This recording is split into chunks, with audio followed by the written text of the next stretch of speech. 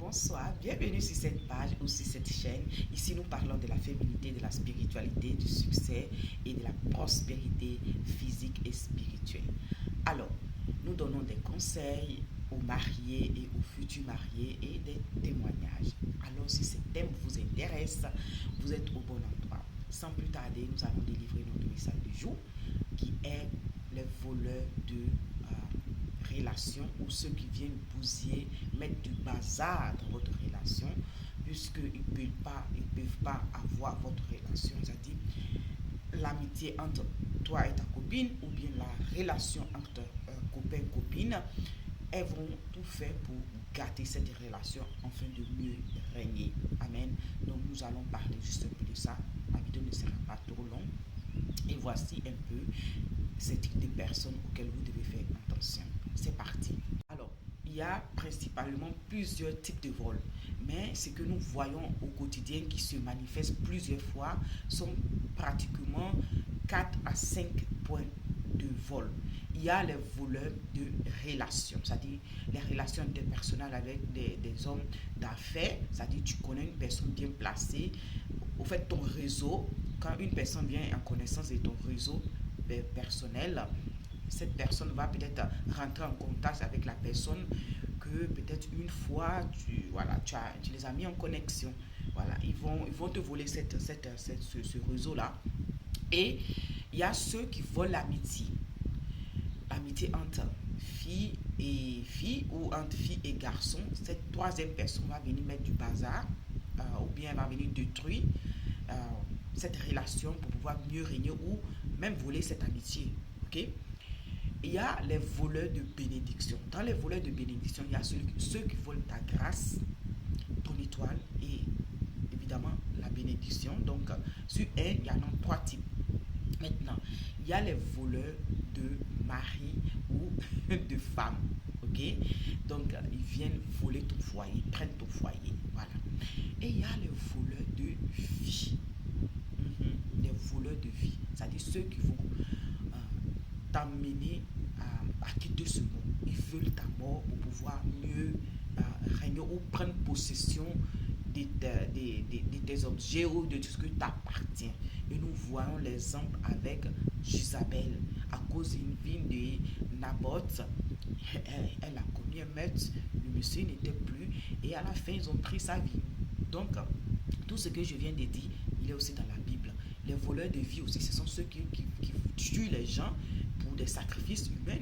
Voilà, il y a ça aussi et la Bible en parle. Donc, voici ces gens de type de personnes que vous devez faire attention à ces personnes qui vont venir mettre du bazar dans votre vie, qui vont venir détruire vos relations. Donc, aujourd'hui, nous allons parler des voleurs de relations. Ceux qui viennent mettre le bazar, ceux qui viennent mettre, c'est-à-dire une mauvaise graine ou pour vous prendre cette relation ou pour détruire votre relation avec l'autre personne que vous avez. Alors, c'est parti. Alors, la discrétion, elle est très importante dans vos relations. C'est-à-dire, c'est pas tout le monde, il faut présenter tout le monde, il fait pas tout le monde, il faut présenter vos réseaux personnels, vos connaissances. C'est pas parce qu'aujourd'hui tu es en amitié avec cette personne, tu vas lui présenter ton réseau d'amitié. Faites attention. Parce que ces personnes-là, elles vont tout faire pour vous voler cette relation ou ce réseau de personnes. Non seulement elles vont vous voler ces personnes, mais elles vont aller aussi vous détruire, vous salir auprès de ces personnes. Et l'appréciation et l'admiration que vous avez auprès de ces personnes va aller en bazar. En fait, ces personnes ne vont plus vous apprécier comme ils vous appréciaient avant. Mais aussi, si ces personnes sont des personnes fiables, ce sont des personnes aussi qui sont des personnes vraiment de foi, de fidèles qui vous connaissent, elles vont essayer d'analyser. Ok? Maintenant, je vais vous donner deux ou trois exemples, y compris moi-même mon témoignage.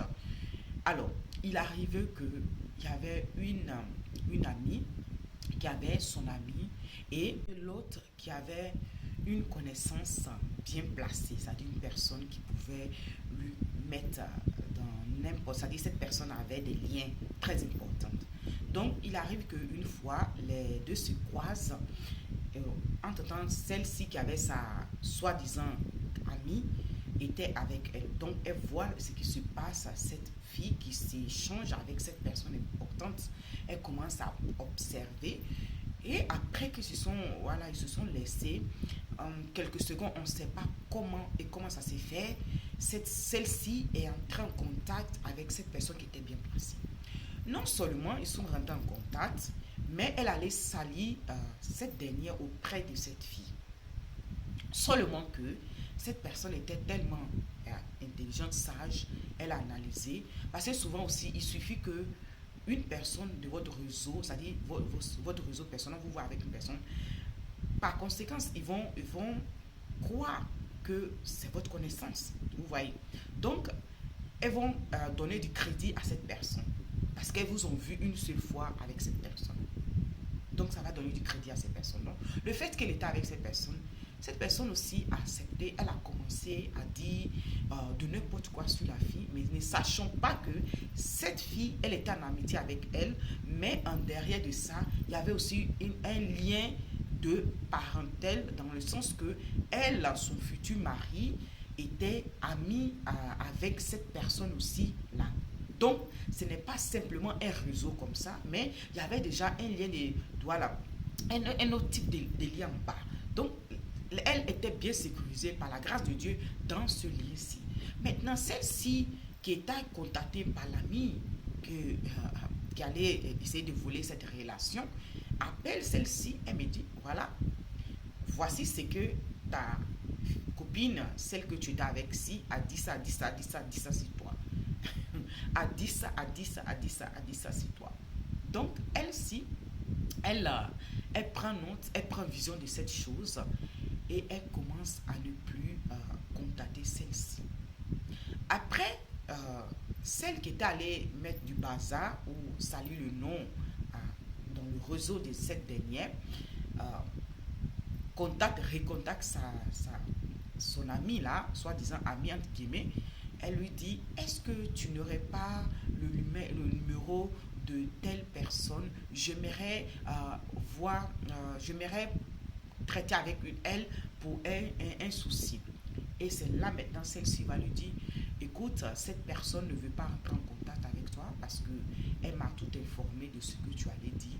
Donc, désolé, voilà, va voir ailleurs. Et c'est comme ça, cette personne a pu sécuriser sa relation avec cette personne qui était bien placée. Amen. Alors, voici mon histoire. Alors, mon histoire était que mon actuel mari, à l'époque, à 10 ans en arrière, était mon fiancé. Et j'étais avec une amie. Celle-ci, là, elle m'a fait tellement de choses. Ça dit, quand tu es naïf même là, ça dit, avec du recul, j'ai vu combien de fois cette fille a tenté de me détruire. Même fait maraboutage. Mais ça, c'est l'objet d'une histoire après. C'est après que je me suis convertie, que j'ai vu certaines choses. Au début, j'étais tellement naïve, c'est-à-dire les yeux fermés.